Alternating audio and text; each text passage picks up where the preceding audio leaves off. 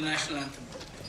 जन गण मन अधिनायक जय हे भारत भाग्य विधाता पंजाब सिंध गुजरात मराठा द्राविड़ उत्कल गंगा विंध्य हिमाचल यमुना गंगा उच्चल जलधि तरंगा तव शुभ नामे जागे तव शुभ आशीष मांगे गाहे तव जय गाथा जन गण मंगलदायक जय हे भारत भाग्य विधाता जय हे जय हे जय हे जय जय जय जय हे. Good morning, ladies and gentlemen. As much as we all look forward to a great monsoon, we are equally thankful that Biparjoy did not pour water on our joy and spoil this meeting. A very good morning again and a warm welcome to all of you and also our special guest for today and speaker Ajay Vir Jakhar. I request Pankaj Khare of Prabodhan Manch to welcome him and felicitate him in our usual tradition.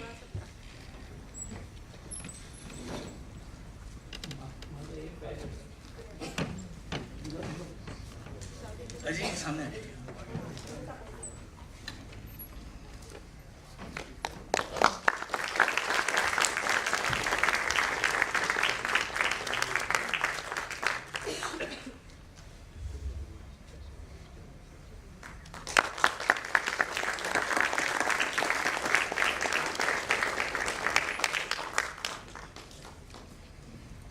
Friends, thanks to your support, Prabodhan Manch Parle has been growing. We now have a big database of more than 3,000 people. Our contributors have crossed 350. Our YouTube subscribers just crossed 19,000, all of which makes us feel good. But we also realized that we probably haven't kept pace with the changing times and the ever-changing face of social media. So you will still see us a little bit more on media like Instagram, Twitter, as well as Facebook. So please keep a watch out for us and do support us to help us grow more. At Prabodhan Manch, we have always wanted to give topics that have a direct connect with our audience. But as discussions about the monsoon started, we realized how little most of us know about the food, farming, and farmers' value chain. I mean, just because we don't tax agricultural income, are farmers really a pampered lot? And just because our godowns are filled with paddy and wheat, does it mean we have enough nutrition for the large population of India? And were the recent attempts by the government, including the retracted laws, the panacea for all the problems?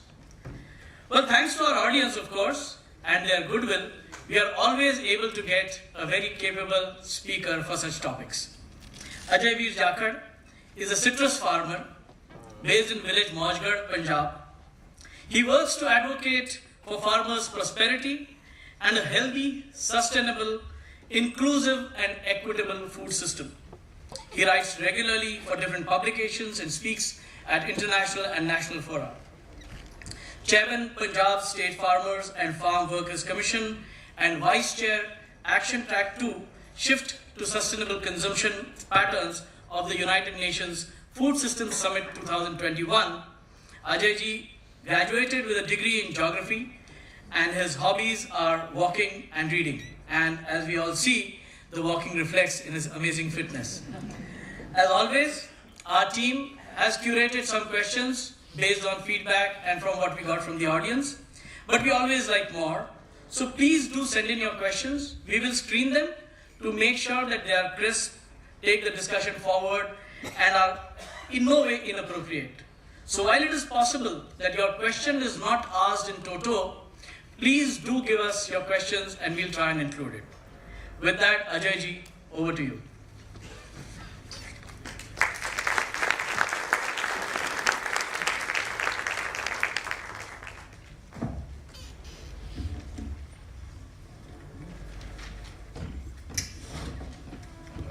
good morning to everyone, and thank you to the Manch for giving me the opportunity to come and speak here in this August gathering, and even thank you for the kind words that you spoke in the introduction. Food is what we eat, farming is how we grow that food, and farmers are the people who grow the food. So there are three distinct subjects. I mean, we tend to look at them as one, but the three different subjects. The interplay between these three different subjects will be the focus of my conversation and presentation today. There is a whole universe of issues that one can talk about, but I will only take the time to dwell on some parts which I think you will find interesting and amusing. If one takes the trouble to look beyond conventional thinking, looks into other domains, one gains a different conception of the landscape. And that's what I'm trying to do. I'm trying to show agriculture in a larger domain and a systems approach, not on by itself. Most of the issues I come upon here turn out, once they are properly understood and explained, to be astonishingly simple. That's the intent, that what I'm trying to explain comes out very simply. Agriculture began around 10,000 years ago.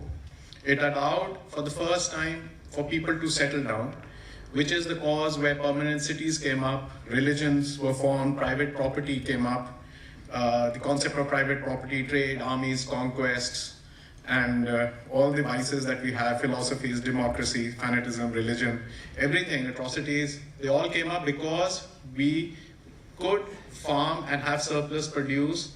So everybody did not need to search for food. Some people could farm, some people could trade, some people could do other professions, and that's the heart of how civilization began. Today we aren't discussing those 10,000 years. It's just a context. I will try and discuss where we stand today and where we seem to be heading. In the 1960s, India was in a very precarious situation, as many of you would know. Monsoons were failing, crops were failing, and we were in a ship-to-mouth disease. That food was landing on Indian shores and being shipped directly to people in rural India, into the hinterland where people could be fed. And Lal Bahadur Shastri ji, our former Prime Minister, had to appeal to the people to give up one meal per week such that food would be available to the masses. American ships were landing, and that time Rockefeller Foundation provided India with productive wheat seeds, helped by Indian scientists. Bhakra Dam was conceptualized and made. Punjab government made mandis, roads, markets for that produce to be picked up, and that is what got us our green revolution. It was just not the seeds, it's just not technology, it was the whole paraphernalia of things that was required. And the green revolution is much criticized today, but let me assure you that it was required and it was a grand success when it happened. Today, India is in a very difficult situation. India has 2.4% of the world land area and 4% of global water resources, while we have around 17 to 20% of the world population. That obviously tries to explain how we are circumstantially different from the world, and that's why our solutions will have to be different than what we are being told by the Western countries to do. The problem of water availability will cause further problems, that our cropping intensity will reduce by 20% as water becomes scarce, which I will explain later, by climate change or by over withdrawal from aquifers. That will further have problems. First, I will explain what are the consequences of the way we farm, the way farmers farm, because everyone tends to, in cities, blame farmers for farming in a way which is destroying the soils, which is destroying the environment, and like very clearly you said, our farmers are the pampered lot because we don't pay income tax, which I will come to later, and I do not concede to that point, but I will come to later in the conversation. See, the very act of farming, the very act of sowing a crop is against nature, it's against environment. For millions of years, Earth progressed in a way that you did not break the soil. But we have to farm because we need the food to feed the millions. It's not possible not to farm. So the best choice we have is, how do we farm in a way that it is least environmentally damaging, or how do we farm in a way that we are able to sustain where we are today, it doesn't go worse. So that's our best case scenario. So let's not, there is no scenario where we can farm in a way which and feed ourselves, that there is enough food for everyone at the right prices, access, availability, affordability, everything is there. It's not possible. So the best possible scenario is to do the least amount of damage possible. In our quest to maximize yields, like I said, for more productivity, which I'll come to, we're destroying our biodiversity. To what extent is the question? In 50 years, the population size of mammals, birds, fish, amphibians, reptiles has reduced by 68% worldwide. 80% decline in earthworms has been recorded. Now, earthworms are required for organic matter in the soil, which is absolutely essential. Now, because the nutrients in the soil are going down, because we plow the land, it's not just of what you, every time you plow the land, you expose the soil to sunlight and oxygen, and we lose the soil. So we are compelled to use chemical fertilizers because we are doing such intensive agriculture. We are drawing all the nutrients out, so they need to be replaced. Either they get replaced by plants or by soil organism that's available, but that's not available in enough numbers, so we have to use artificially we have to provide for fertilizers, chemical fertilizers, and that disrupts the relationship between plants and the organisms and the living matter in the soils, and that itself creates problems.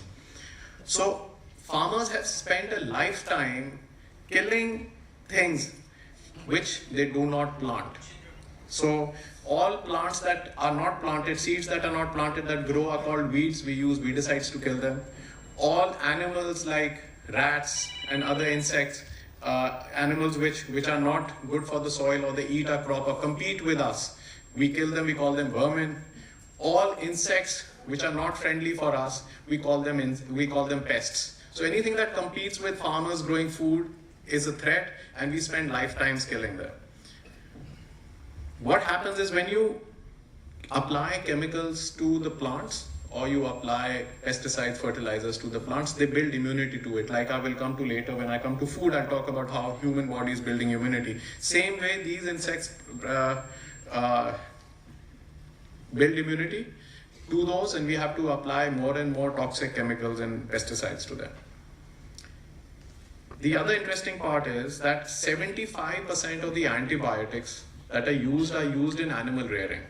Now, normally when you go to a doctor, when you're ill, you go to a doctor, the doctor gives you a strip of antibiotics and he says, finish the course, don't leave it halfway. It's only that you don't build the immunity. But when you're having poultry, chicken, eggs, meat, milk that you buy in the market, now 75% of antibiotics sold in India and the world are going for these products, and they're being used there. So you are digesting these through these means. It's not necessarily you have to take an antibiotic to build that resistance. So that is happening. World Health Organization has declared antimicrobial resistance as one of the 10 biggest public health threats to humanity.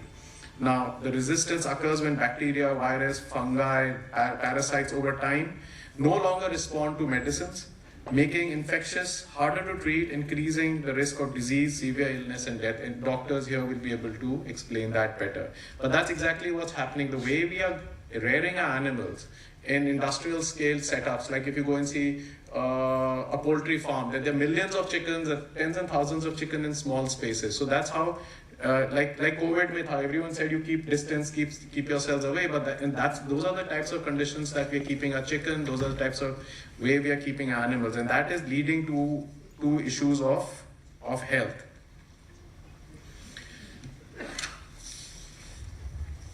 So one may wonder, and 75% of the emerging infectious disease that we are having, emerging infectious disease is zoonotic in nature. Like COVID was, like plague was, like cholera was, like flu was, like SARS was, MERS was. So 75% of the new disease are based on animals, coming from the animal world. And it's not coming only because we are rearing them in a way, it's also coming because we are killing the habitats by farming in an intensive way. There's no place for them to stay. And so those diseases are now coming into the humans, and and COVID was just one example of it.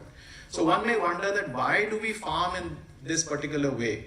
That's the key question. Like everyone will say, and even if I explain it in a way that the way we are farming is destroying the environment and mankind, then why do we farm in a way? The answer is simple. Farmers do not grow a crop in a particular way or a crop or in a particular way because we want to. We only do what the government incentivizes us to do or what you as consumers want, what the audience here would want. That's what farmers do. They respond to market signals, they respond to government incentives. It's not a choice we have. And I'll give you examples of this because this is the core of the issue, is that farmers are farming because of demand. Like you will hear lots of time, lots of economists and lots of people who write in newspapers, they will say we need to find a market for farmers' produce. It's all rubbish. This comes up for people who are sitting in air-conditioned offices. Farmers will grow what markets want. Farmers will not, you don't have to find a produce for farmers produce, because farmers are not producing for their choice, they're producing what the markets. If 1 year one crop is selling expensive, next year they will grow that crop because they think that's the market signal for it.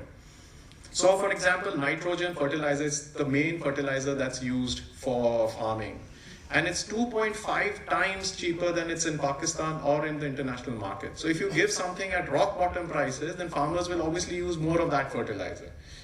So it's just an example to say, and Pakistan, I live on the border with Pakistan. My village is like 5-7 kilometers from Pakistan. And just across the border, it's 2.5 times more expensive. So obviously they're using less per acre than what I'm using, because using that fertilizer gives you a higher yield. And that's how government is incentivizing this. But if the support for nitrogen was removed, food production could fall, prices would rise, availability would suffer, and that creates a problem, and that's why farmers are using this, government is incentivizing it. If farmers procures only 2 crops, like wheat and paddy, like you said, our godowns are full, which again, I disagree with, we will come to later. But if government only buys 2 produces from farmers, then farmers will only produce those 2 produces. If the government gives you a decent price or a good price for 1 crop, then farmers will obviously grow that 1 crop. It's not his choice. You must have heard of this term, minimum support price. It's a normal term that everybody uses. It's the government has a means of calculating it, and it's a bare minimum price that farmers should get, and it's announced for around 23 crops. Very few of those crops are procured, and they're procured not from every farmer. So government may announce that we've started procurement, but other than for paddy and wheat, it does not happen for other crops other than Punjab and Haryana. So that is another issue. Though under Prime Minister Modi, I've got to say this, procurement under minimum support price has diversified, increased in value and volume. It's diversified geographically and in the basket of crops. So crops like ragi, crops like jowar have increased. Paddy procurement has shifted to other states it has diversified to other states from Punjab and Haryana. It's gone to Madhya Pradesh, it's gone to states in South India. So obviously there is a shift in the government's understanding of the problem, and they're trying to do this. So when we come to food, and this is where is the second. So first part was that government incentivizes farmers to grow in a particular way or a particular crop, and farmers respond. Now this is even a bigger issue, is food. So over human history, there are 30,000 edible plants available in the world. 6,000 to 7,000 plants are cultivated for food, of which only 170 plants are commercially significant. So if you say farming kiski karte ho, it's around 170 plants are commercially exploited in a way, grown in a way that's commercially important. But 50% of our daily calories comes from only 3 crops. That is rice, wheat and maize worldwide. Only 3 crops provide 50% of the calories. If you add potatoes, soy, palm oil, barley, sugar beet and sugar cane, that becomes 75%. So just a few crops is providing humans with all its nutrition. And that is a major problem, and that is what leads to monoculture, that is what leads to biodiversity. And within each crop, for example, let's say in Punjab, government says we will buy wheat. So the government is valuing your yield, it's not valuing the way you are farming. So if the government is going to value the yield, the quantity, you're going to pay for quantity, then farmers will grow that variety of wheat which gives you the best quantity. So within each crop, there are thousands of varieties, but farmers will grow the top 2-3 varieties only. So not only is the biodiversity being destroyed because of the demand coming from consumers or from government incentives, but within that crop, the varietal biodiversity is also being limited to just 2 or 3 varieties, because when the government subsidizes a seed, government will subsidize a good seed, because if it subsidizes a seed which gives less yield, then farmers will say, why are you giving us a 10 rupee seed for 5 rupees when the yield is not good? So and logically you will then subsidize a seed which gives you best yield, but when you give that seed, then nobody else grows any other seed and everybody lands up growing the same variety. So these are issues that come up, and markets give signals, and farmers will respond to those market signals. That's the other key part. Now, if you remember in 2007 and 8, there was a huge food crisis. Food prices worldwide doubled up. It led to food riots across Asia and Africa and other places. In Tunisia, there was a government change. In Egypt, there was the Islamic Brotherhood, and there was a government change again. The same way uprising happened in Syria. The problem we are seeing has its roots there. In 2011, when the UN Food Index was one of its highest, food-related riots took place in 48 countries. And you look at Sri Lanka, food prices went up to 80%, and you had a crisis, but you had a problem. Even Pakistan today, wheat prices, your atta prices, your wheat flour prices are many times higher than India. So every time there is a crisis in prices of food, there will be a crisis in the political system, and there is a tendency for regime change. And this has been documented many times. The primary focus of every government in the world, including India, has been, this government and the past governments, and it will be in future, is to controlling food inflation. They will never allow food prices to rise, because that is again bad in a way, because people can't afford, and then there's malnutrition that happens, or there is a pushback from the government. If you remember, Sheila Dikshit, she was a chief minister, and I think so onion prices went up and the government had to fall. So those kinds of situations. So it's called the cheaper food paradigm is not only killing the planet, it's not allowing farmers to prosper. And it is triggering the greatest migration in human history from rural areas to villages, because we are not allowing farmers to prosper, because urban electorates and consumers want cheap food, farmers can't make a living, and people are migrating. Even if you look at Bombay, you look at so many places, everybody's come from the village, 2-3 down generations, because it's been a steady migration that's been happening. What does the government do when food prices rise? They ban exports. For example, now they've done it for, they've done it for which crop? They banned export of sugar, and they banned export of wheat. So even today in India, as a farmer, I grew wheat, I cannot export it because India is not allowing me to export it. Mills are not allowed to export sugar, and then we tell that sugar mills are not paying farmers because for the sugar cane they have delivered, because they're not allowed to profit from it. Similarly, when prices go up, government will import pulses, it will import oil seeds from countries where it is subsidized or is cheaply available, artificially subduing prices in the market. But when prices fall, government will say that we will announce at minimum support prices, they will procure 1 or 2, 5, 7, 10% of the crop, and they will not procure the rest of the crop. So everybody does not gain. So that's how it happens. I'll give you another example. Masoor dal you must all be eating. It's landing from Australian shores at $660 to $670 at Indian shores, which is like 55,000 rupees a ton. But the minimum support price is 60,000 rupees. So the government is itself importing a produce from the world, from outside India, and selling in Indian shores lesser than the minimum support price.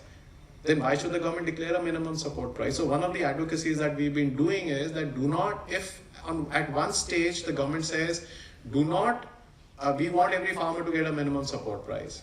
But at the same time, you are getting produce at lesser cost. You should not allow that to be imported into the country. You should impose a duty that the landing cost of any food will not be less than minimum support price. Just 2-3 days ago, government announced very good prices of around 8 to 9% increase in minimum support prices. But this is how it is. Edible oil imports, we're just importing them from outside, while Indian farmers growing oilseed crops are not being paid for it. So this is how government subdues prices. But let's say, I'll give you another example. Now let's take the reverse. Now farmers saying my produce is not selling, buy my produce. So the government procures your produce. Let's say moong crop hai. It had this price and it was selling at a lower cost, so farmers wanted produce, government procures it. What does the government do with it? Ultimately, it have to release it back into the market. So next year when moong prices are higher, government will release that moong into the market, and that virtual cycle, that vicious cycle, then it won't allow moong prices to rise because artificially you're flooding the markets with moong stocks that you have procured. So it's a difficult situation, but so it does not happen. I mean, I've got some examples because I want to hammer this point in, is that farmers and consumers have a direct link. And as consumers, if consumers don't pay a higher price for food, the problem of farming and agriculture is not going to be solved. The government, the rice today in the market is selling for around 40 rupees or 39 or 40 rupees. I think so when you buy rice, that would be the cost, 39, 40 rupees per kg. But government is giving it under PDS to the below poverty line people at 3 rupees a kg. Now, where will the farmer find his produce? When you are flooding the market with 3 rupees a kg, where is the market for me to sell at 40 rupees a kg? So you're perpetually, by giving cheap food, which I'm not disputing, that's a different story completely. So I'm not trying to get there, but I'm trying to say is that the markets are not available for farmers' produce where government is intervening, because then farmers are completely perpetually dependent on government for support and subsidies, and that's why you will find farmers on streets in Punjab, in Delhi, in Maharashtra coming from Pune, because ultimately government and consumers are not allowing them to get prices that would allow them to make a decent living for the family and for the children. Now the problem with farmers is that they're always wanting these cheap subsidies, not realizing they're actually only passed through to consumers. When they get fertilizer subsidy, actually you grow food cheaper, and what does the farmer gain from it? No, even the food sells cheaper. So it passes through to the consumer. Same thing happens with electricity subsidy, same thing happens with any other subsidy that you're giving farmers. It's basically not for farmers. So farmers are not the pampered lot. It is for consumers to ensure that food prices don't rise. And farmers are just a means to an end. And that must clearly be understood. If all of you bought organic fruits and vegetables, we would grow organic fruits and vegetables and the environment would be better. There is a Save Soil campaign outside, the soils would be better. But if all of you consumers, even those sitting on the counters outside, are not going to spend extra money for quality grown food, then farmers are not going to be able to grow it. And that's the key point we have to understand. It's very simple. Till consumers don't pay a higher price, farmers are not going to be able to grow it because we need to make a living from this. I have already explained how farming practices are destroying the planet. Then I explained how government programs and consumer demand compel farmers to farm in a particular way. And I also explained how cheaper food paradigm is keeping farmers poor in the first place. Subsidized food is being given to 800 million people in India. Most of those who are poor, most of those who are malnourished are living in villages. So it's not that there is prosperity in the villages, and even though we are the ones who are providing food as a farming community, we are the ones who are not as prosperous as other communities. Rural communities are also now becoming dependent on market forces for nutrition. So for earlier, what would happen is a village would be growing most of its needs. But because how markets have structured, a farmer growing wheat will only grow wheat. Farmer growing, let's say, sugarcane will only grow sugarcane. So now he's dependent on his own nutrition for markets. And that is also a problem because now he's vulnerable to supply side disruptions and price shocks like the city forecast. So it's not that he's immune to all these problems. Fragmentation of land holding as families expand is happening. Unlike the West, in India, if there was a person and he had 2 children, so his 10 acres gets divided to 5 each, then they each had 2 children, it becomes 2 acres or whatever, it becomes less. But in Europe, in the UK, it does not happen like that. If a farmer has 2 children, the land will only go to 1. The land cannot be fragmented. This is how they've been over the last many hundred years. So there is a difference. And 80% of farmers in India own very, very small holdings. And that's why 99% of farmers, I don't have a survey on this, it's just my understanding of the situation, don't want their children to farm. They all want them to have desk jobs, sitting behind desks. It's a tedious job farming on the farm. It's not romantic.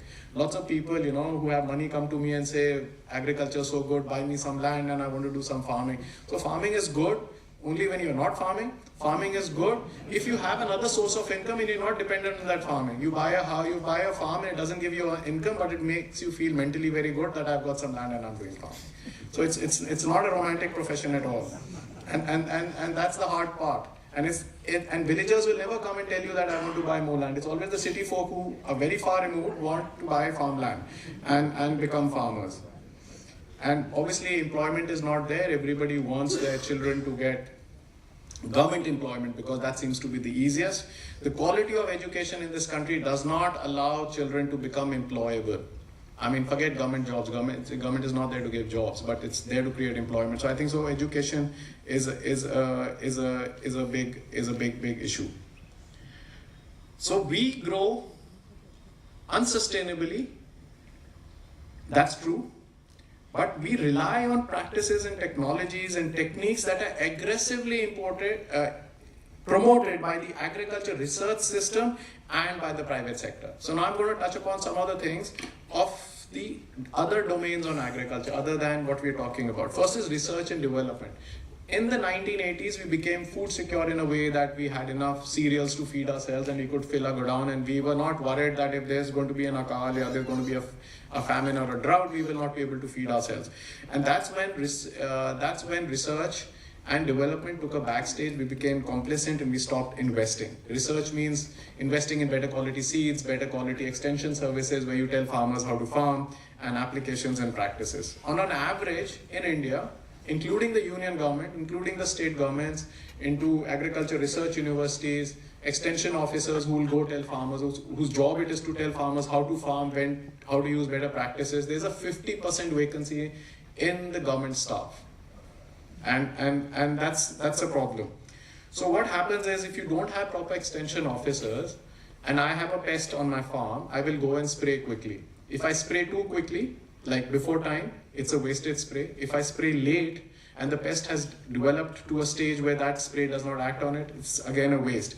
And this is what happens when you don't invest in extension services. This is the problem. If a pesticide is sprayed before time or even late, it is not effective on the targeted pest and money is wasted, and it, like a human body, it builds immunity in the pests also. And you'll end up killing the friendly insects. Also, your crop yield does not benefit from it. Even our exports of vegetables and fruits to Western markets is problematically is under stress because of our pesticide residues. It happens with basmati exports from Punjab. It may happen for grape exports from Maharashtra. We have to be very careful on the quantity of pesticides we are using, and that's a problem. If you will read in newspapers, every budget statement you will see, every time the finance minister comes on stage, every time some economist comes on stage, I'm sure Sanjeev Sanyal also did it, and he said, we are spending so much money on infrastructure.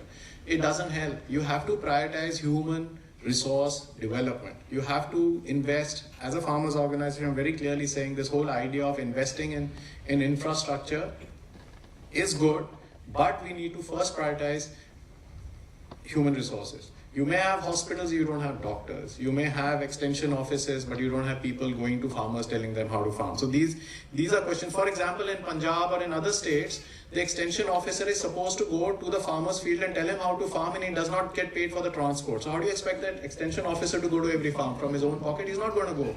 So he's going to fudge up figures and say that I've been to X village, Y village, I've met so many farmers. They're not going to go. So the system is not geared up for human resources. This development economics of saying that we will invest in infrastructure and there will be jobs created and it will trickle down to farmers, that trickle down never happens. Sometimes COVID hits, sometimes demonetization hits, sometimes something hits. So that trickle down always stops before it reaches the ground, the villages. So because of a lack of investment, public investment in research, what are the consequences that have happened the world over, and they are now coming to India also.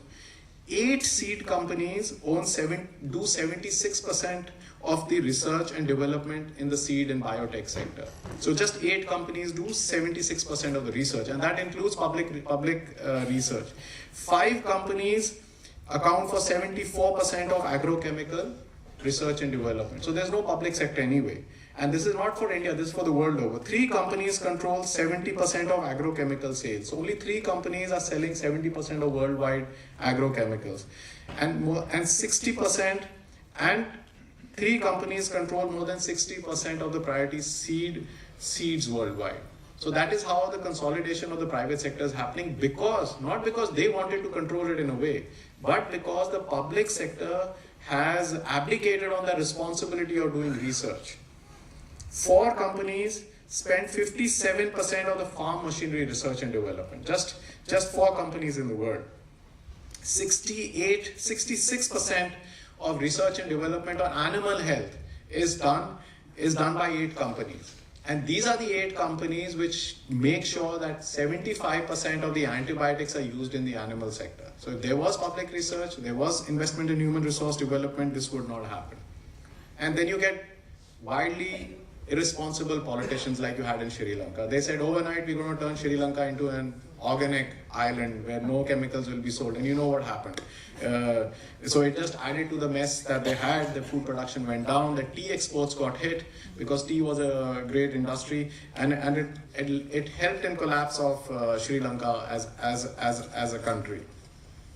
I do not personally believe that one can do without pesticides and chemicals.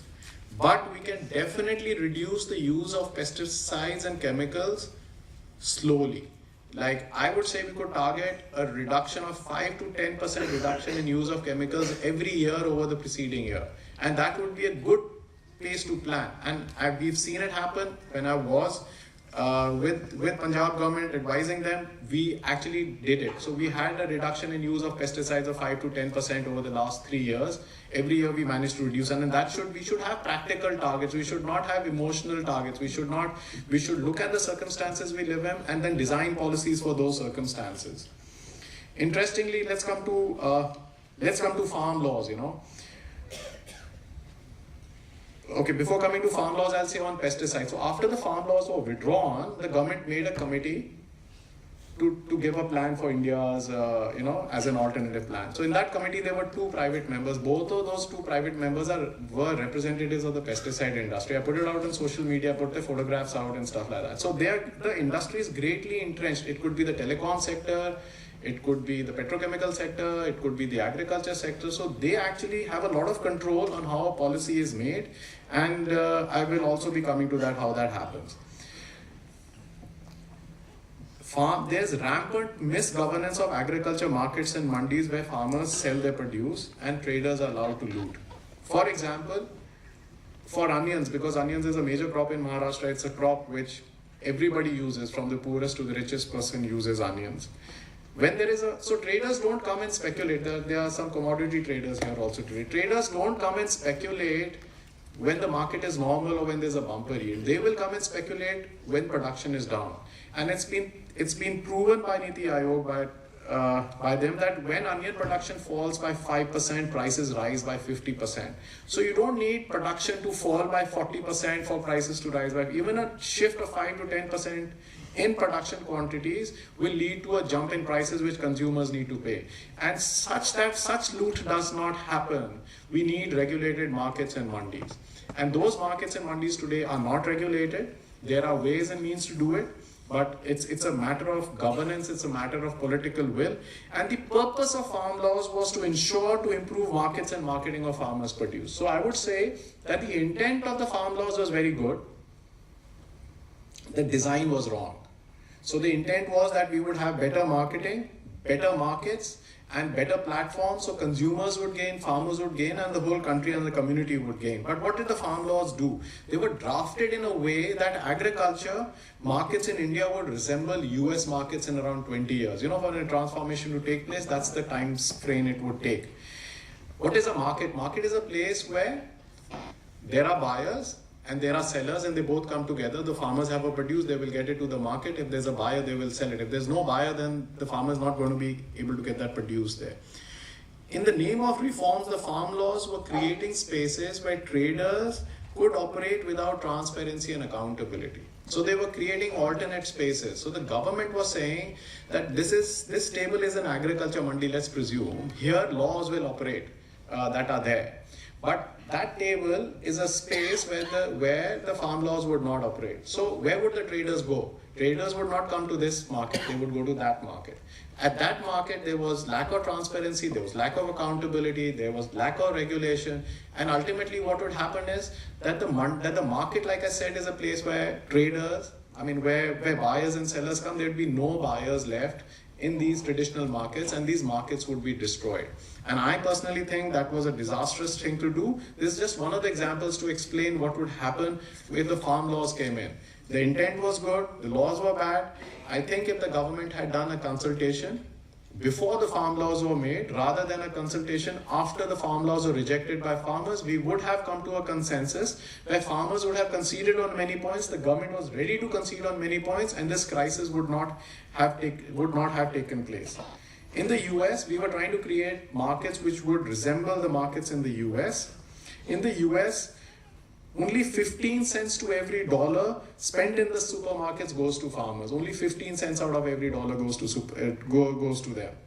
And just 4 companies control 65% of the retail market. Just 4 companies control 65% of the retail market. Now, I'm not saying these companies are multinational companies. There's no difference today. There's no difference between companies. You could say there's no difference. If Reliance goes into retail, Reliance is no different than Walmart. It's no different than other Amazon or other markets or platforms. They're all the same, because today the ownership is so fudged that nobody knows who owns which company, who will sell some shares to some company. So this whole idea of saying national versus multinational or national pride is wrong when you're coming to the private sector.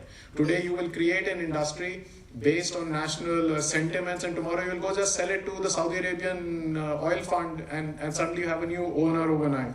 So this is what it was doing. Internationally, a few players in each sectors have tremendous power over organization, food production, distribution and consumption.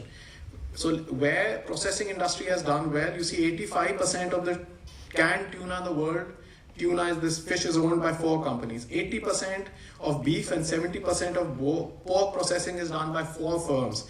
4 firms control 53% of the chicken slaughter business. So this is what happens over time. So I'm saying these farm laws had come, we were going in that direction where we would cede control to a few oligarchs, we would lose control of what we have. Then there are other players in the market which are disrupting things, and this is something that I think lots of people don't talk about, is individual donors and philanthropists. They come with their money and they want to decide public policy. Bill and Melinda Gates Foundation, for an example. They've gone to Africa and they've said, we'll give you money provided you do GM crops. So what does a poor country do? It doesn't have anything, it follows the technology. They've gone and said, we've genetically altered a mosquito to tackle malaria. And I don't want to be bitten by a mosquito. I prefer getting malaria than being bitten by a genetically altered mosquito. Maybe it will alter me or something. But this is what they do. So as a farmers organization, we strongly advocate against private money influencing public policy, because all those people have an agenda. They may be good agendas, they may be bad agendas, but at the end of the day, it's their private money that is influencing agenda. You want to take a rocket to Mars like Elon Musk, take a rocket somewhere, but don't influence public policy. I think we are absolutely against this, and this is happening because these foundations, these private people with lots of money, they are influencing policies now, and there are Indians also who are doing it. Even the best of names are doing it. It's not that many of their intentions may not be bad. I'm saying the intentions could be good, but at the end of the day, it is not something that it is good for the public. It's their perception of what they're doing is good, and perceptions can change with knowledge, how information changes. For example, let's say how you can assess a technology. 100 years ago, fossil fuels was fantastic. It brought so much convenience. We had planes, we had cars, we had tractors and but today we are blaming fossil fuels for climate change. So over time, your perception of a technology will change based on data, based on information that is available and more research that comes in.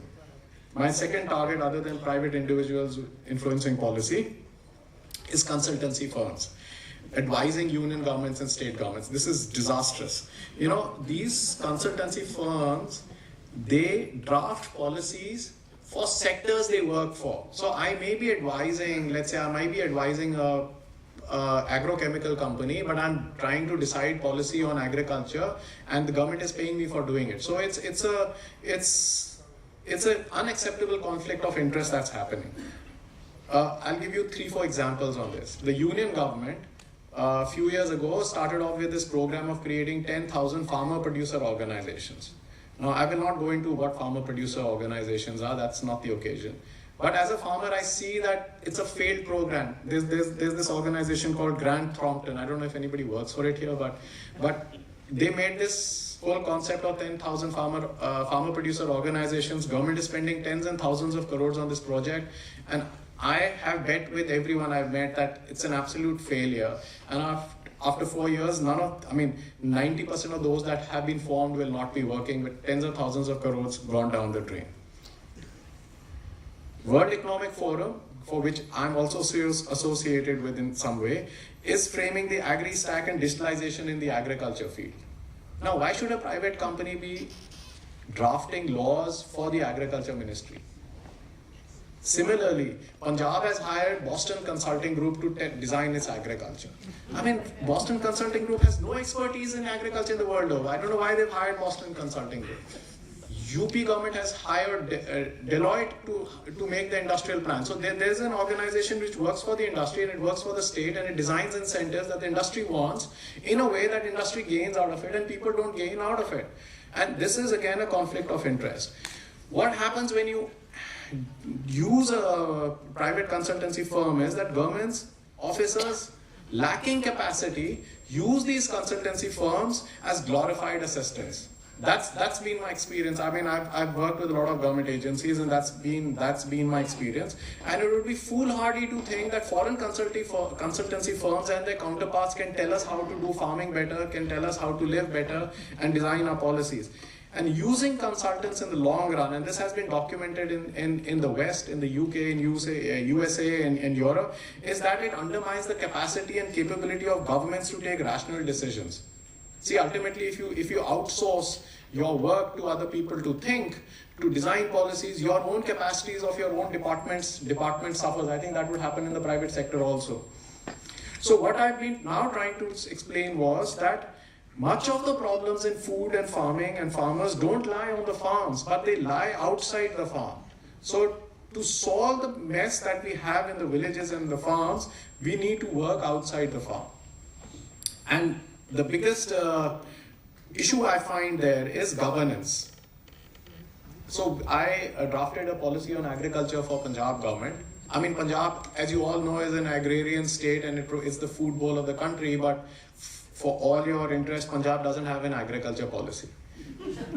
Right? So it's not had since independence. So anyway, so we drafted a policy and for the government, which obviously the government did not accept, because we said stop free electricity to rich farmers, and that also it was very contentious. Forget income tax, they did not even want to stop it for rich farmers. But at the state level, what I see with my experience, and this goes for all states without exception, is that they lack the capacity to execute programs, spend resources in a sensible way, and to scale up programs. So they lack this capacity. Poor governance and weak institutions are the biggest impediments to sustainable development. And lots of time you will blame the union government for all these problems that are happening to farmers. But the surprising part is agriculture is a state subject. The central government is not, everybody uses central government. There's nothing like a central government. It's a union government. The constitution has created a space for a union government. But everybody says central government, so I made that mistake myself. So The union government gets blamed for all the mess in the states, but it's the problem of the state's delivery, and nobody understands. The media does not understand where the blame should be given. Overcoming these problems does not require investment. That's the other point I'm trying to say. It does not require huge amounts of investment. It requires a political will, astute political leadership at the national level and the state level, which is just not available.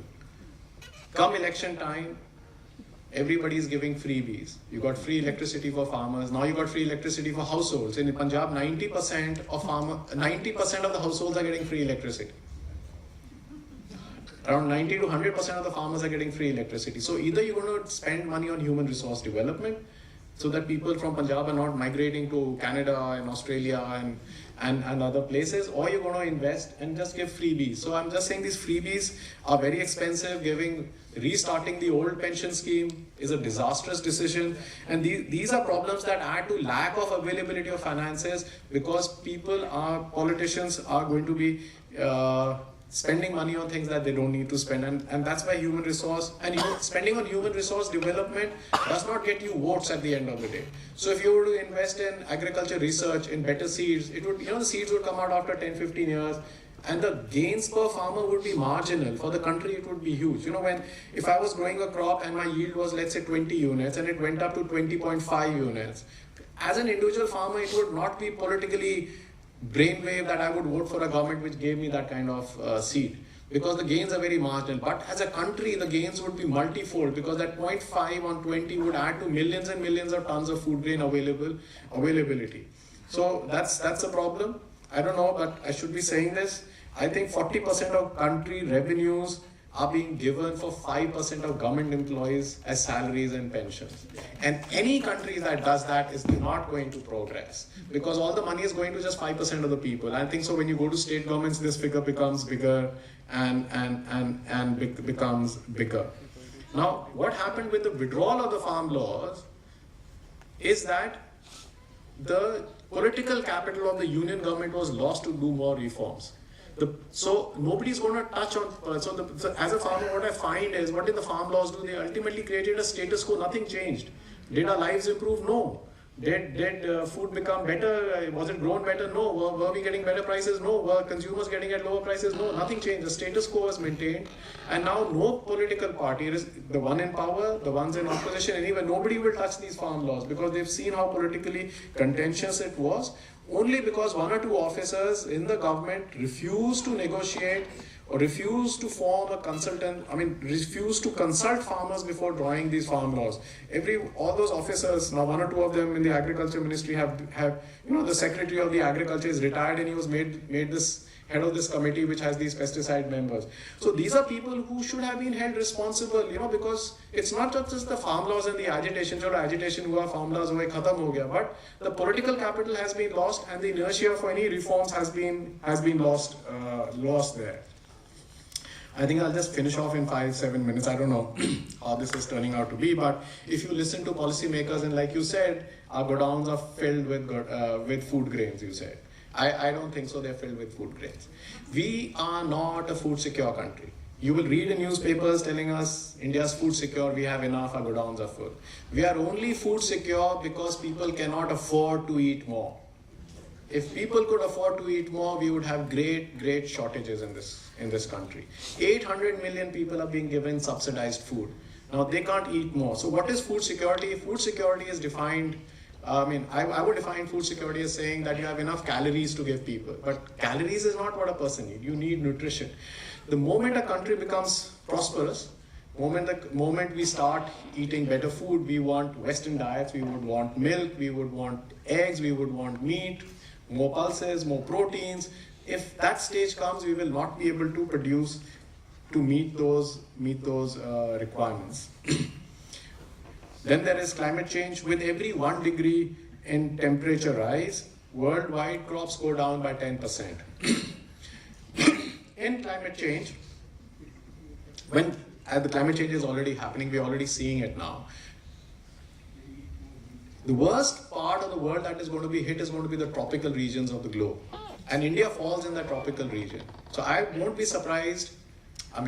The data says that we could have a shortfall of yields of around 25% over this century. So this whole idea of food security is a fallacy, it's a myth, it's a daydream that people and the bureaucracy have, right from Niti Aayog downwards to scientists.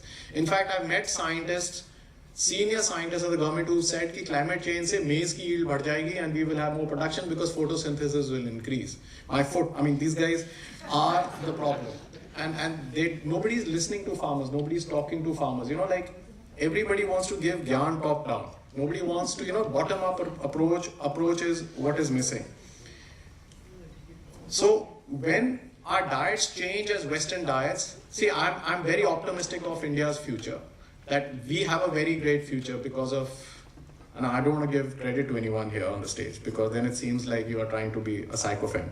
But I'm optimistic that India with its young population has a very good growth prospect. When we grow, when we prosper economically, our diets will change and become more Western-like. And that's where problems will also arise. So look at meat consumption for a change. In India, it's only 4 kgs per person per year. In Kenya, it's 17 kgs. In USA, it's 120 kgs. In Europe, it's 136 kgs. And 60% of the arable land, cultivable land in the world, is not grown to grow food. It is grown to feed animals, which we will then kill and we will eat. And that is where we are going. That's where we are heading, unfortunately. And these are problems which will all compound. Climate change will compound, your governance failures will compound, your private sector control not allowing policy to function will compound. These all will lead to higher healthcare costs.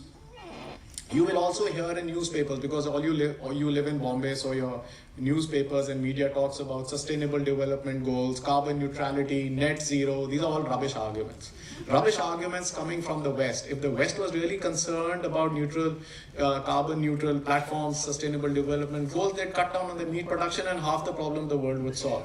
60% of the world, all of Brazil, Argentina, everyone is growing to feed the ethanol industry for fuel mandates, and it is growing to feed animal production for beef consumption. So these are Western. So all these ideas come from the West, and Indian bureaucracy, Indian academics, consultancy firms, they all make us adopt exactly what we are being told to do. Our circumstances are completely different. We will need to create our own knowledge platforms, and it could not be politically right, but I think so we've got a lot to learn from China. We've got to be able to stand for ourselves. We've got to do more to be Atmanirbhar. Atmanirbhar is not making industry. Atmanirbhar is making your human resources, your think tanks, your institutions better, so we are able to think for ourselves. And that's the problem of agriculture. Like I keep saying, agriculture problems can't be solved within the farm. They can't be solved there. They have to be solved outside the farm. They have to be solved with people who are here in Bombay, who are in urban electorates, because the population in the villages has gone down from those dependent on agriculture in the last 40 years has gone down from 60-70% to 40-42%. Today, not more than 42% are directly involved with agriculture. And most of those families are not dependent on agriculture income alone. There's very small portion of the income that farmers are getting is now also non-farming income. So every farmer, there's somebody working on a construction site, some relatives working in a city, somebody's working in a shop, somebody's doing labor for somebody else. So a farmer's income is just not income that's coming from farming. So what is this food processing industry do? 60% of the sugar that is sold worldwide goes to the food processing industry, to the bulk consumers. It's not for consumers like us. But in spite of that, there is a ban in export of sugar from here. Why? I would say because 3 companies controls 90% of the cola market. And those are the people who influence policy. So don't think, some of you may think that this guy's standing on the stage, he's got an opportunity and he's trying to connect unrelated dots. But when you look at it, it all connects together. It's everything is actually interconnected. And our per capita processed food consumption in India has increased 5 times over the last 20 years. So our intake of salt or sugar, unsaturated fat, and all this thing is going up, and that's leading to healthcare costs. In the United States, the cost that the spending on diabetic medicine is more than spend on fuels for cars. And that's where we are also heading ultimately. Our health costs are increasing because of the food. So food, how consumers buy, what you eat, also has an interconnection with food, farmers and farming. So adopting better diets is also one of the ways to improve farming on the farms. And we need to tax ultra-processed foods high in sugar, salt and fat. That's another thing that we've been saying. Why give tax only on incomes? I'll come to the income tax also. But why give tax on incomes? Why not tax unhealthy foods? Why say everything has the same GST? You have to, just the way we will come to farm ecosystem services where you pay for farmers doing better practices, then give them nitrogen fertilizer cheap. Same way your taxation on food is very important. And it has shown that when you tax Coca-Cola, you tax Pepsi-Cola, in Mexico your consumption goes down. So it's possible to do it. I think the urban people, especially in Ville Parle, and all of you have more influence than people sitting in villages, because village mein kya hota hai, if one person is vote, so see, how does the electorate work in the villages? Just the way you have wards here, जैसे municipality का corporation का चुनाव होता है, vote गांव में भी ward है. So if one person is voting on one side, the other is voting on one side, which does not happen in the city. City में you don't even know your neighbors in your building, you don't know your neighbors in your street. In the village you know everyone, and it's more divided. And these issues don't form a basis. For example, after the farm laws agitation, all these farmers went and fought elections in Punjab. 99, except one candidate, everyone lost their deposit. So it's not that because you have been able to agitate that people support you in the villages. All of them lost their deposit. And that's how villages vote. But that's not how cities vote. Cities, everybody votes together. Your onion, your tomatoes, your milk gets expensive, you'll throw the state government out, you'll throw the union government out. And that's why the government focuses on your cheap food. It's how you vote. Your vote is more important. Don't think about your individual vote, but you are able to change the country by how you vote. And you need to tax it. I'll give you an example how private sector is controlling the food space in the agriculture space and the climate change space. COP27, I don't know, you must have all read about COP27. It happened in Egypt, big gains. It was funded by Coca-Cola. I mean, that's what it is. And 18 of the 20 sponsors for COP27 were fossil fuel industry associated. COP28, for climate, it's coming now in UAE. I mean, UAE is a place which grow fossil fuels, and they're going to give guidelines on how to control fossil fuels. And it's the CEO of COP28 is a CEO of the UAE oil company. And so I'm just saying India has to be very careful of not following these Western agendas. They have their own views, they have their own things. We have to create our own space. But I'll now quickly come to what I think we can try and do. First is we need a systems approach. Agriculture is a state subject, departments are different. For example, you could have on water, you could have drinking water ministry separate, you could have an irrigation ministry which is separate, you could have a soil ministry which looks at water is separate, you could have many ministries which look at water. So you need an interconnected approach where departments are better coordinated. We actually need a food systems approach, because you cannot design for individual parts anymore. Those days are gone, that century is gone. You need to design policies in a food systems approach. We need to document failures. This is something that the world does not do. As a farmers organization, we've been talking about it. We've given it to various finance ministers to document failures. But sir, you tell me, any IS officer heading a ministry will say, okay, bhai, apne department ke failure batao, kahan fail. Nobody's going to tell you. You find one success story, maybe in Bombay also you have one flyover which has been built on time, and then you'll say, look, and then you'll showcase that one flyover the world over. In every newspaper you'll showcase that flyover. Same thing happens. Till you don't document failures, you will continue to make the same mistakes. And especially in agriculture, I don't know about other fields, but especially in agriculture, we make that mistake. We only document successes, and those are very few successes. For example, in those 10,000 FPOs, there's a very successful FPO, Siadri Farms in Maharashtra. It's a success. But every time I go and criticize someone and says FPOs are not working, you say, look at Siadri Farms, it's doing wonderful. But that's one of 10,000. I mean, nobody talks about the other 9,900. And that's how policy is influenced. That's how public perception is made. That's how your minds are molded to particular policies. We need to prioritize research and development over infrastructure. That's something. The other thing is that we need to improve our antitrust enforcement, industry regulation. And we need localized solutions. Closed food loops. Why should something be procured from Punjab and given subsidized to someone in Maharashtra until it's a necessity. You could have closed food loops. For example, you could have kitchen gardens and backyard poultry. Why can't every person be made to grow their own small little vegetables? I'm not saying every person can grow their own food requirement, but even in villages, people have a little house, they have land, they could grow their own vegetables. You don't even need land to grow vegetables. You could fill a sack with soil and mud, and you could actually grow your vegetables. So instead of distributing cash, you could distribute seeds for vegetables. So every family becomes a little more Atmanirbhar. So it's a different approach. Why can't you have midday meal schemes? In midday meal schemes, it's a great scheme.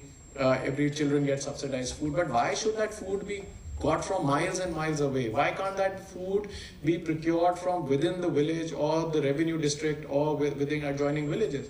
So in one of the meetings with the finance minister 3 years ago, in the pre-budget discussion, I said we should do backyard poultry. So the question is not of the object, is how you design is important. I'll give an example. You could say we need the poultry industry. So you could have an industrial scale poultry industry where you have millions of chicken in a small piece of land where antibiotic use is higher and where 2 or 3 companies control the whole value chain. Or you could have backyard poultry and you could grow chicks and give to farmers or landless people in villages, and the government could procure those eggs for midday meal scheme. So there is a closed food loop design that can happen, but nobody's listening to farmers, and that's the other problem. I'm so happy you called me and you're listening to me, but it doesn't happen because these are.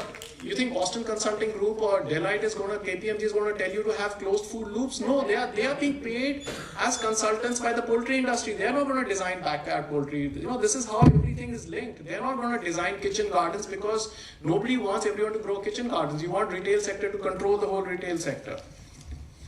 And if you pay for yield, farmers are going to grow to give you yield. If you want better soils, you want better earthworms, you'll have to find a way to pay farmers that. So there is a way you could design payment for farm ecosystem services, but that we don't know. You will value what you measure. This is what I learned when I started this farm advocacy work. He's saying, अगर पानी को measure करोगे, तो पानी का value farmers देंगे. अगर आप मुफ्त में पानी दोगे तो कोई उसकी value नहीं होएगा. So it's easy to do for water because you can measure it or how much it rains. But how do you do it for the soils? How do you measure the quality of soil? It's a completely different thing. So you need new science for it. You need new measurement matrix for it, and the government is not doing it. We tried to explain to the government that the government does not have the capacity to do it, and this is where they need to work with farmer organizations. There's so many of them working very well in Andhra Pradesh, in Telangana. You have to work with farmer organizations to come out, not with farmer organizations. Sorry, then you'll never get anywhere. You'll need to work with people who are working with soils to design a measurement matrix where you can say if your quality of soil improves, we'll give you this kind of money rather than giving other incentives. So that requires a longer term strategy. The last point I want to come to is what I propose to this country, which till now whoever I've talked to has disagreed with. So I'm going to try my luck with all of you. After 75 years of budgets, agriculture policies, supports and subsidies, are we empowered? Are farmers living with a life of dignity? The answer is no. You go and talk to farmers and you ask them, are you happy? But that's why 99% of farmers don't want their children to farm, because they don't think it's a dignified livelihood. And this is after being told for 75 years that we've given you billions of dollars and arbon kharbo rupe ki aapko subsidy di hui hai. It's not happening. And government spends a lot of money. It's not that they don't spend a lot of money, states and center included. You have PM Kisan where you're paying farmers individually, you're giving them free subsidy, you're giving them free fertilizer, you're procuring from them at good prices. But in spite of that, something is amiss because it's not leading to happiness, it's not leading to, forget a happiness index, that's too far in India. But it's not leading to positive outcomes as people would expect it to happen. The other part is that you can't pay higher prices for farmers' produce because, as we said, the government wants food inflation to be controlled. Consumers are not ready to pay for it. The third part is that India is not in a financial position to give millions of rupees to farmers. Maximum you give is 500 rupees or something. So you cannot give, because of us financial situation, economic conditions in the country, we cannot give a lot of money out. And cash transfers, many of you people will be hearing about cash transfers, but I think they're simplistic reactions to inherent complex problems. They do not solve. So if you were, I think so PM Kisan gives 500 rupees, some governments are now announcing 2,000 rupees, someone yesterday, I think so Andhra Pradesh gave 1,000 rupees per family or something. You know, these are things that get you votes, because if I get, let's say a person gets 1,000 rupees and he thinks it's a good amount and they will vote for you. But your healthcare cost, your education cost, your public transport cost, your other costs go up invariably by 5%, 10%, much more. And that inflation kills that, what you're getting on the one side. So a cash transfer is not a solution at all. So neither is cash transfer a solution, because you don't have enough money to give. Food prices, the government and consumers are not going to allow to increase. Budget, we've got a lot of money, but it's not translated into positive gains as we would have had. And the government is not creating enough employment opportunities. I mean, like lots and lots of, large percentage of Indian youth is unemployed today. So if you were not to give subsidies and you could create employment, we would be fine. But that's also not happening. We are progressing, but we are not progressing fast enough. And we may become old as a nation before we become prosperous, and that's a dangerous trend to do. So the question comes is, who should be subsidized? What should the subsidies be? And what is the impact of those subsidies? And I believe a time has come to debate and study the proposal of universal basic services. And I'll explain what they are. That if you cannot make a person prosperous, at least give him the basics that will give him dignity in life. Which is you could, and that would again depend on your financial circumstances of a country or a state. I would propose you look at education, healthcare, drinking water, sanitation, and public transport. And if you would focus on 4 things and forget all other kinds of subsidies, I think the Indian people would be much better off, because this whole comparison to the GDP that every economist will tell you that India ka GDP बढ़ रहा है and we are progressing is all rubbish.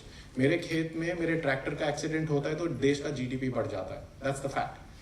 And that happens with your car tire also. Even if you go and your car tire gets punctured, India's GDP increases. But that does not get you prosperity. So this whole measurement that these economists will tell you and the finance ministry will tell you that India's GDP is growing and be happy about it and live in a artificial high of some drug, it's wrong. So the measurement matrix is wrong, and we need to look at livelihood parameters which give dignity, and I think that is where we should be looking at is universal basic services of giving the basics. Now the wish list could be very big. Everyone could come up with a list of 20 things that everybody needs, but you can't afford it. And so whatever the country or the government thinks is important, we should be providing that, but we should be providing it at world-class levels. And I would want to end with that and say that farmers and farming are not going to improve in the circumstances that we've been living in the past few decades, and that's the hard fact. I did not come here to tell you a success story or give you a vision of a bright future, but this is how things stand, and I think as consumers you are in the middle of it, and your say is very important. And don't think about your individual votes. I think every vote counts, and in total it makes a lot of difference. But I'm definitely against freebies. This is what I agree with the government, that we need to focus not on freebies, but we need to focus on universal basic services that every individual should have to lead a life of dignity. I may have left a lot of points because of lack of time, but I thought what would be of interest, I would talk on those parts. Yeah. Okay, thank you so much. Thank you for your patience. I hope you enjoyed it.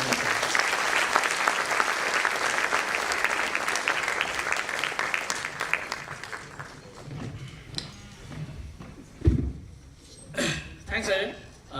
And I think some of my initial remarks were meant exactly to sort of... Just 1 second. On this income tax. Yes. Income tax is a state subject. The union government does not have the constitutional authority to charge a tax on farmers. That's the first point. So it's a tax that the state, because agriculture is a state subject, so you can't tax, the union government can't tax it. The other part is that if you were to tax it, your expenditure on collecting the tax would be far higher than the revenue would generate. So being practically, it does not make sense.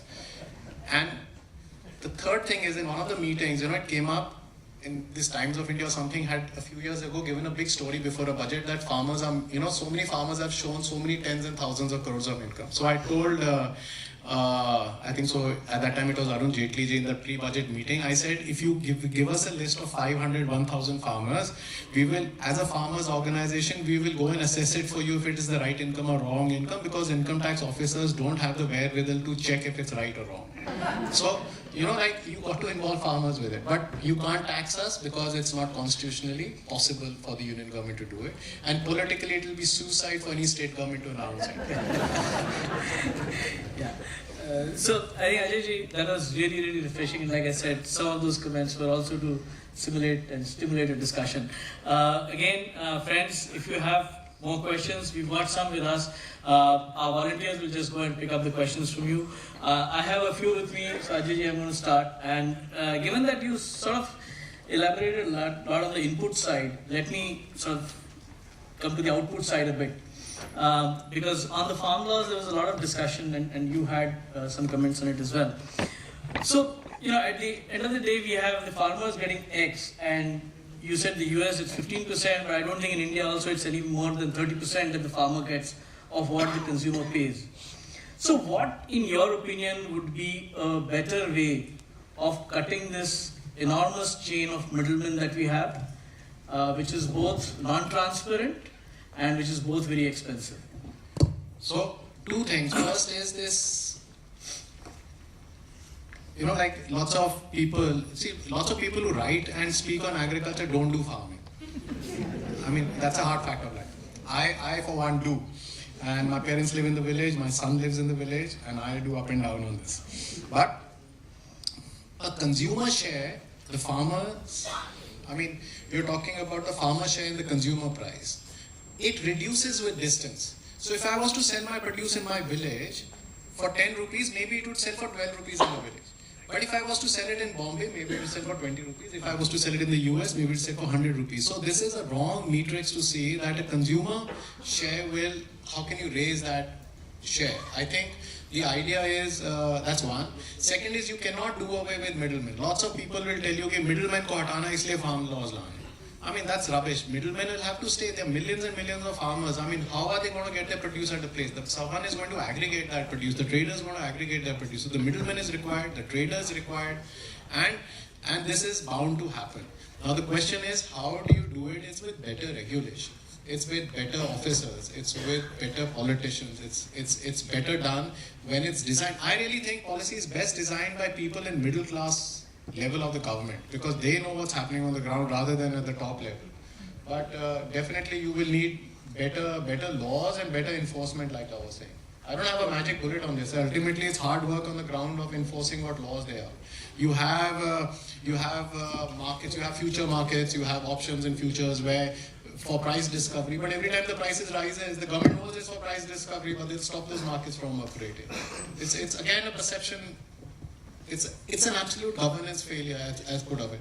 I wrote the farmers' policy in Punjab, and the first chapter was on governance. So one IIM professor actually wrote that what has governance got to do in a farmers' policy? So I had to give a rebuttal. So I wrote an article in the Tribune where I said, without the chapter on governance, the policy is not even worth the paper it's written on.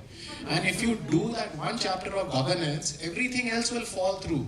So we actually, in the general public discourse, we don't discuss governance as an issue. I think governance is the key issue, and the capacity of officers governing us is very low. I really think that's where re-education is required. They keep telling us कि farmer को educate करो कि अच्छी खेती करे, and we keep saying कि भाई किस अफसरों को बताओ कि अच्छी नीति बनाओ. So on the output side, a lot is said on the lack of efficient storage systems in India, whether it is warehousing, cold storage, etc. And the government last year tried to respond to it, and again, you may disagree, but the policy around the whole agriculture infrastructure fund. So In terms of the storage facilities, your views, whether that needs a serious overhaul, what are the solutions? What are the I think the cooperative ministry has done a wonderful announcement just recently, this month or last month, where they said they'll create tens of thousands of storage facilities. But like I said again and again, why is it always infrastructure? Why is it not human resources? Till you don't get human resources right, infrastructure is not of much use. Sure. I'll just take one other question on this, and again, in terms of the whole ENAM, which was introduced, I think 5 years ago, objective again being the hope that some transparency in pricing and automation of mandis will happen.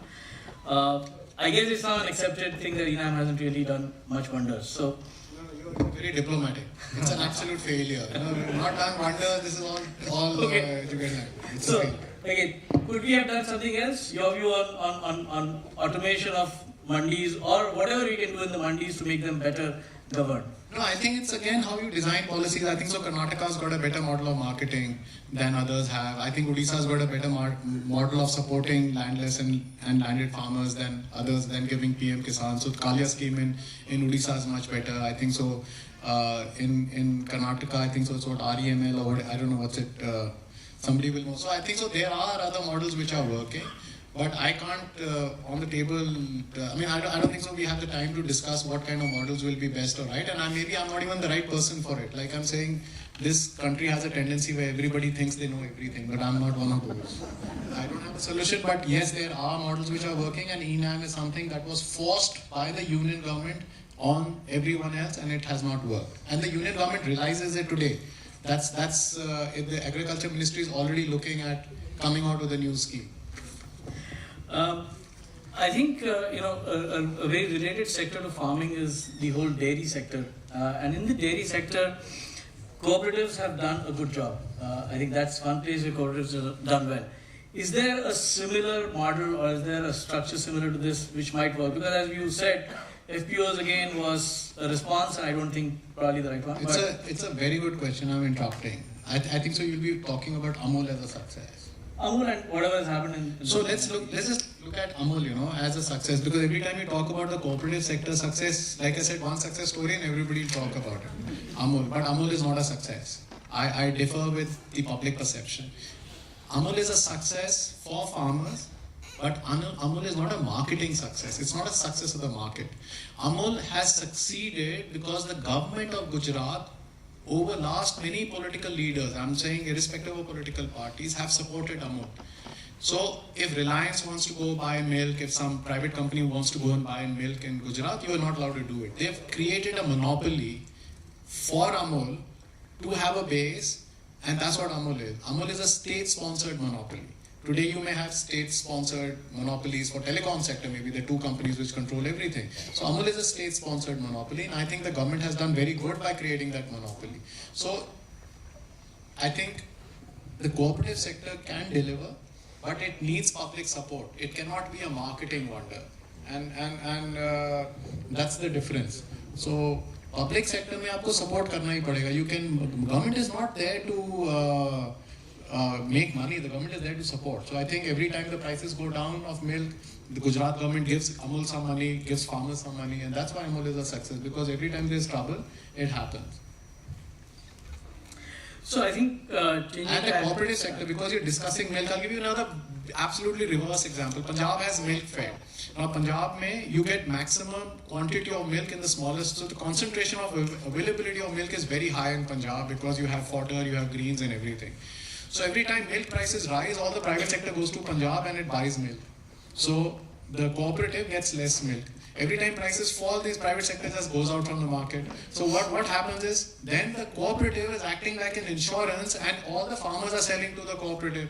And the cooperative is buying milk and selling at a loss. So the cooperative becomes the insurance for the milk sector. So I'm saying it plays out differently depending on how it happens. But that's what Gujarat doesn't allow you to do. And Gujarat supports it. So I think so. There was this case in the elections of Nandi in Andhra Pradesh. It's actually, you have to support the cooperative movement, and I think it's cheaper to do that. It's a more efficient way to do it. Sure. Since you mentioned something in the end in terms of the solution, I think there are two questions, and maybe a bit emotional here. But I think one straight one from somebody who says, We read and hear a lot about farmer deaths and suicides, and what's, in your opinion, is the real issue and the solution there? Solution is you pay higher prices for your food. Like I said, it's the cheap food paradigm which is forcing farmers to do this. It's an emotional issue. It's not just an economic issue. It's also an emotional issue. It's an issue of government support. Lots of states have policies to support farmers emotionally, even in distressed families. But it's actually a governance issue, and it has no magic bullet solution to it that you can give point 1, 2, 3. You'll have to improve the whole ecosystem of providing services and prices to farmers. Moving in terms of the scalability issue, I think you mentioned about the fragmentation of land. Is there a solution to it now? I mean, I don't think we can change the law for non-fragmentation. There is no solution to it. It's inevitable. It's already happened. 80% of farmers own 2 acres and less of land. There's nothing you can do about it. Is there any way you can allow farmers to come together, group together? No, there are already lots of laws where farmers can collectively farm together, but they choose not to farm together.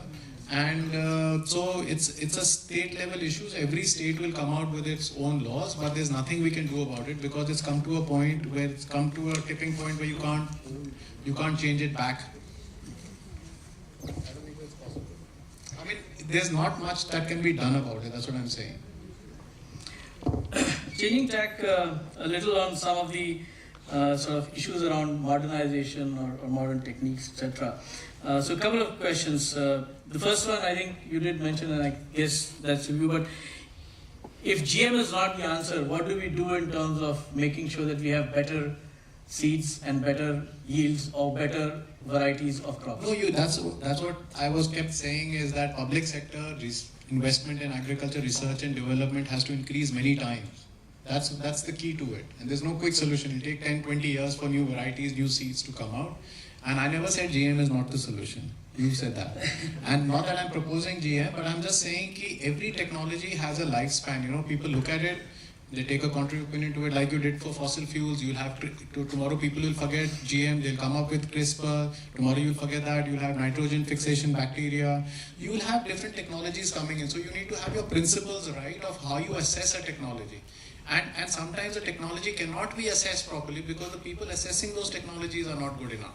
And then you'll end up asking people from outside India, and it's basically got to invest in agriculture research and development by public sector is what I'm saying. I'm not saying that you don't allow private sector to invest. Let them keep investing. Not that Indian private sector is also investing much. We're just trying to get things from outside. But we need huge investments in agriculture research and development. There are institutes with the Ministry of Agriculture, ICR has made, where they're just 2 scientists. We had a seminar on diversification in Punjab 3 days ago. So it's 3 days ago. And we had scientists from Punjab Agriculture University coming in. So we were looking at what crops could be used to move away Punjab from paddy because paddy was depleting the aquifers. It was leading to crop burning problems, monoculture. So two solutions came up was bajra because it's the year of the millets. Everybody wants to talk about millets. Nobody wants to eat it. And the other was soya bean. So Punjab Agriculture University actually said in all of Punjab we only have 2 scientists working on soya bean and we have only 1 scientist working on bajra. So I'm just saying ki what you hear and what happens on the ground is a huge difference. I think one of the things which we hear... And the expenditure on research and development does not even keep up with the inflation. So if your research and development expenditure goes up by 3%, your inflation has actually been 5%. So I think in general, the productivity of the Indian farm sector is like lower than I think a lot of its counterparts even globally. So where do you think we have scope for improvement and what could be done for that? I think again it's research and development. Everything comes down to research and development. But some of these yields that you see when you compare crop to crop, some of the yields that you see India maybe have 2 cropping cycles. So normally you do 1 crop and 1 crop. In America, sometimes you can compare the yield of maize with American wheat and Indian wheat. Their maize in China and all grows for 9 months, ours grows for 4 months or 5 months. So that also is a difference. So how do you compare properly is, I mean, I'm not saying Indian yields are high. Indian yields have a potential to go far higher. We invest more in research and development. But some of the comparisons that you see coming out of the private sector are not good comparisons. They are biased comparisons to give you a perception of what they want you to believe. Going back to, I think you mentioned something about soil and soil measurement, etc. But I think there's a straight question saying, is there a way to do a scientific study on which crop will really grow better in which soil, and depending on water scarcity or availability again? I think it's common knowledge. I think everybody knows it. But you don't grow a crop because of the quality of soil or water availability. You grow it because consumers demand it or farmers ask you to grow it. For example, in Punjab, if there is a soil which will grow a better crop, let's say it will grow vegetables better. But why will I grow vegetables there? Because vegetables has a price risk, it has a production risk, it has so many other risks. I will grow paddy because the government is going to procure all my productivity from my farm and pay me within 7 days. I have no risk. So farmers, the science of what should grow in which agroclimatic zone is very well set. But people will not use that scientific knowledge because economics and of making money is more important for surviving day to day and going across that crop cycle. Couple of questions relating to the relationship of financing and agriculture. So one, crop insurance is again something which takes a lot of time, energy, has some subsidy as well, but nobody in the end seems to be happy. Where is it that we can do better with crop insurance? I think so. Crop insurance, when it was designed, was a useless thing, and lots of private insurance companies made millions and billions of rupees and made wonders. But the government has realized its mistakes and they have altered the scheme. And I think it's a constant process. Some of these things we should not even expect them to be right on the first try. I mean, it's a constant evolution that's happening. I think the crop insurance scheme has improved substantially over the last, I think so, 7-8 years. And I'm not saying it's perfect. It has a long way to go. So one difference that I find what happens in the US and what happens in India, I'll give you on this crop insurance. So in India, what they do is they want to find every field and tell you if there's a problem. In the US and many countries, they will take a whole village or a block and they will give you compensation based on what's happened in the village, because it's very difficult to assess every field ka output kya hai, uska loss kya hai. So that's one difference. The other thing is this insurance in India is only for weather insurance. If you go to America, you will even have price risk insurance. Then the other insurance that you have in America, which we don't have, it's a good point to come up, is that if the price, because I think price insurance is as important or even more important than a weather insurance, because price fluctuates so much. So in the US, because of government policy, if the price of food of a produce should go down, the farmers get compensated for it. For example, कि India से wheat export नहीं करने दे रहे हो, India में मेरा समझो 20 रुपए का बिक रहा है, and अगर मैं export करता तो maybe let's say Saudi Arabia में वो 25 रुपए का मिलता, so they will compensate me for that. Or if they import something into the US and it subdues farm gate prices, farmers will benefit from that. So I'm saying we need a risk apart from weather of price, and the bigger insurance we need, if some insurance company can design it and somebody can pay the premium, is risk stemming from government policies of subduing farm gate prices. No, it's not a laughing matter, because that's the main problem. You don't allow us to make money and then you say pay income tax, and then you say don't come to Bombay, no migrations. You know, it's all interconnected. It's a systems thinking we need. Again, I think formal financing for the overall agricultural value chain. It's not just farmers, but even the next stage of people who are sort of procuring or storing agriculture output. There are issues with warehouse receipts, there are issues with all those sort of financing, but again, there is a genuine need, and the growth in that is, I don't think, keeping up pace with what is needed. So, any suggestions you have in terms of how overall funding or financing into the agricultural chain can be done better? I can only tell you how it should not be done. Government has a policy of food parks, where they give you 50 crore subsidy to create infrastructure where private sector industry will come and set themselves up. So in one of the meetings with Nirmala Sitharamanji in the finance ministry before COVID came, and then there were no meetings anymore. Now industry meets face to face and farmers meet over Zoom. So that's how consultations have changed, you know.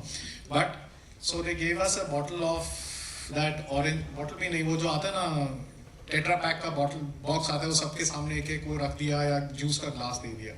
So I grow citrus on my farm, and we have a food park close to our village, like say 50 kilometers or 100 kilometers from us. I mean, it's not a good food park, but what they do there is they import concentrated orange puree or whatever from USA or South America. They reconstitute it as orange juice and they sell it. So is the subsidy that's coming in creating a competition to food parks, to farmers like me who are growing citrus? Because if you're going to give subsidy to someone to reconstitute juice which is grown in Brazil, and then it competes with my orange juice. So I told the finance minister कि ये जो juice है इससे तो मेरे को competition हो रहा है, we don't need subsidy. So question should be that what is it that we should not be doing? We don't have more money to give. Let's say if there is no money, only farmers should get it, industry should not get it.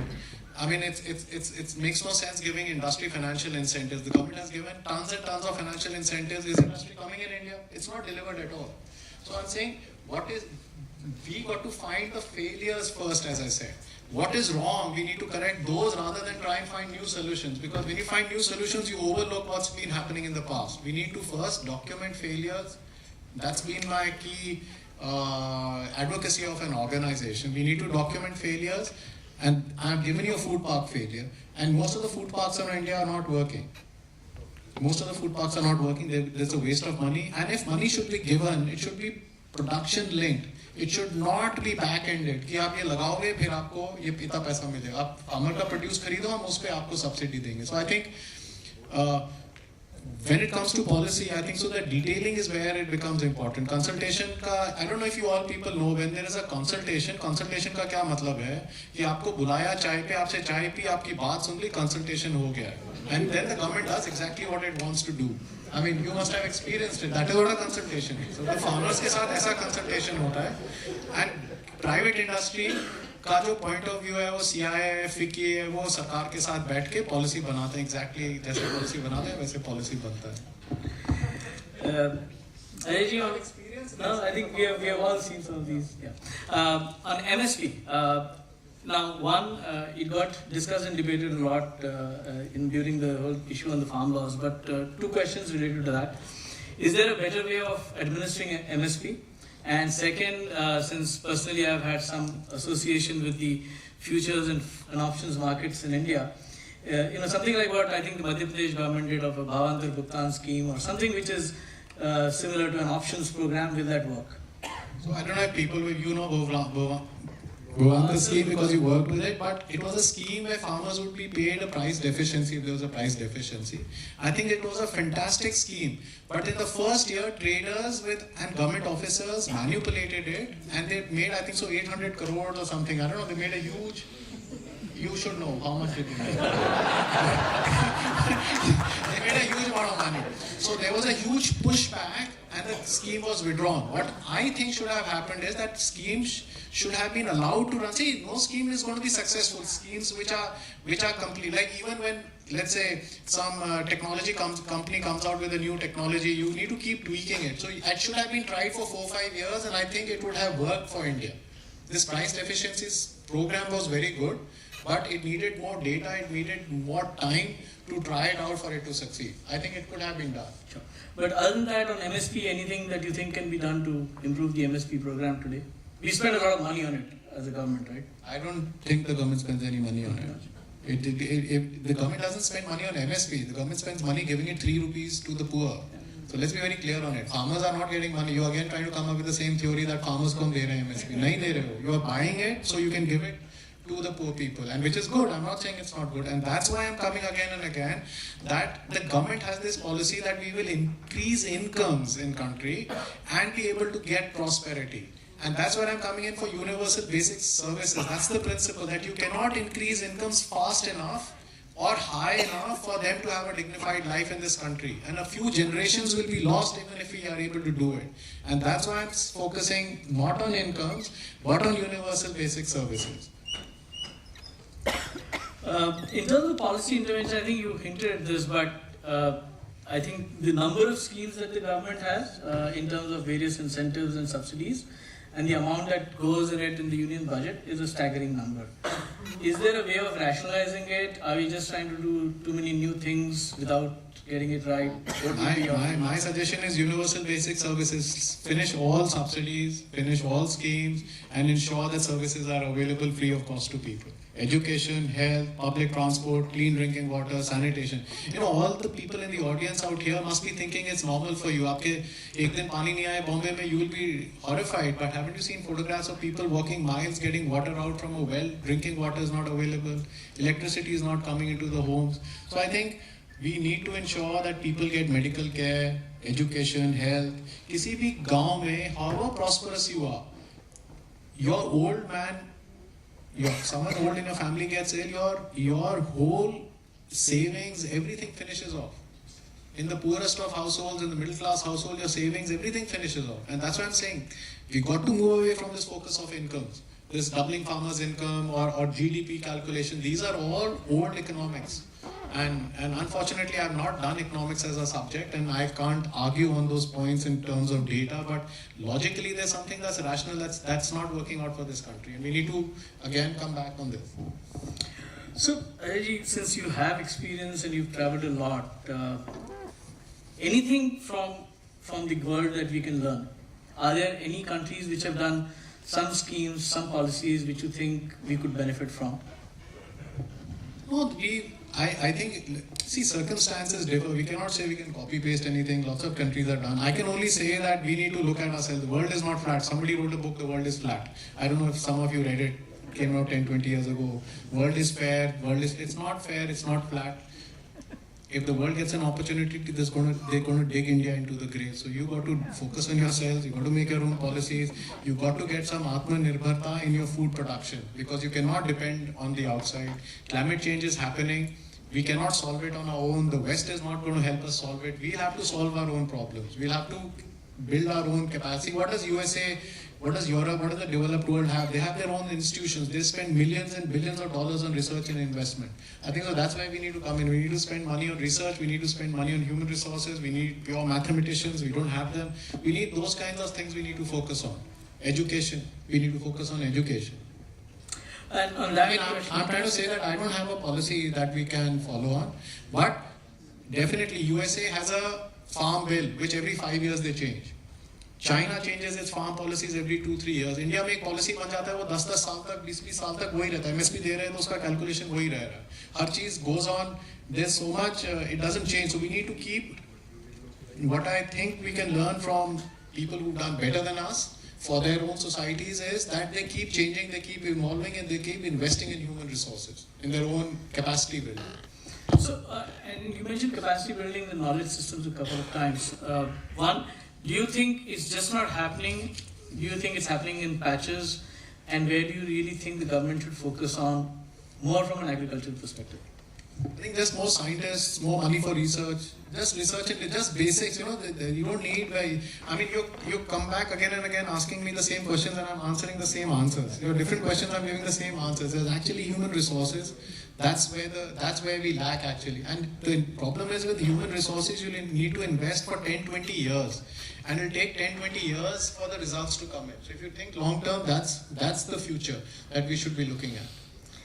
Since you spoke about this, a question which came, will you advise the next generation to look at farming as an alternative career or as an alternative option? No, I will not. I mean, why would I advise someone to go into a profession which is fighting against the system?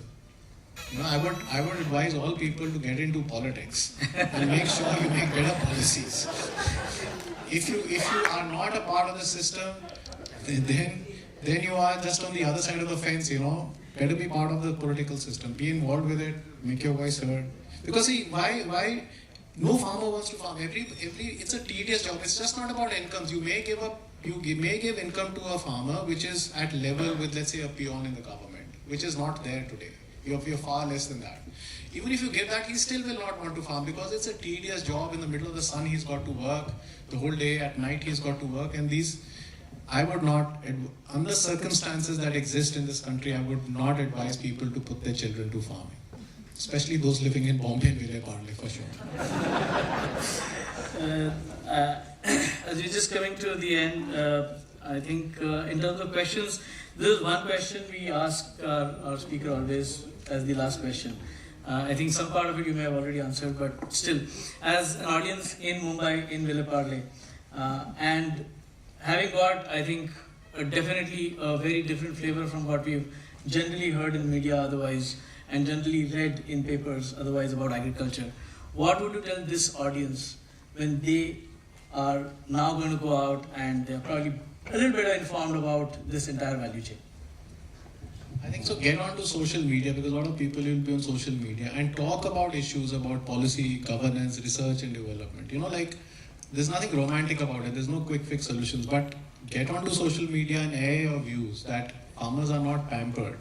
Farmers are in deep trouble and they need support. But they don't need support in terms of subsidies. They need support in terms of better policies and better governance. And you need support in terms of better understanding of the problems. And I would also say talk about larger issues, because to solve farming, you have to solve the whole ecosystem. And definitely, anytime anyone talks to you about GDP as a measure of growth, counter that. And talk of livelihoods, of quality of life. And that is the key issue here. But before we finish, I want to say, as a farmers organization, what do we try and do as a farmers organization? We don't take money from private sector. We don't take money from NGOs. We don't take money from civil society. And just like your Manch doesn't take, it does this crowdfunding, or it's not. So we do crowdfunding. Many of our supporters are here, but we don't charge for any tickets and we don't take sponsorship. So as a farmers organization, we don't go and tell farmers how to farm, because that requires money. So when I joined the farmers organization, this whole idea was there ki you can go to Bill Gates, or just forget Bill Gates. You could go to any NGO or all these foreign funds or Indian funds and ask money to work and improve farmers' lives in the villages.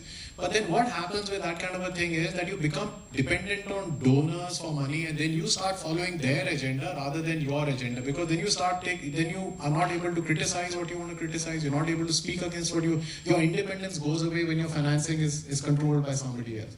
So as a farmers organization, we don't take money from any people. We focus on advocacy, because we think that if we are able to change one policy or two policies, or even tweak a little policy, millions and millions of farmers will benefit from that.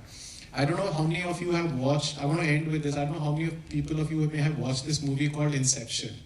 It was an English movie, it came out a few years ago. What they do in Inception is what we are trying to do. We are trying to incept ideas into people's mind that they think they are their ideas. Only when a person thinks it's their idea will you take it forward as your own idea. So that's what you're trying to do, and I hope I've been able to incept some of my ideas into your mind, and you will take those ideas forward. Change narratives. Every time you're sitting and farmer issues are discussed, anything that is that you find of resonance in my conversation today, talk to those people. Talk to people when these issues are discussed, but ask for solutions. Don't believe what you read in the media and the newspaper. That's what I would request. Thank you so much. Thanks, Ajay. A dry subject like this delivered amidst the expectations of a wet monsoon, but you've left our heart with a warm and fuzzy feeling. So thank you so much for what you've done today. Especially since I know you came in yesterday night from Delhi, you're on your way to Pune. So amidst all this, for finding time to be with us, thanks again, and a big thank you from Prabodhan Manch Parle.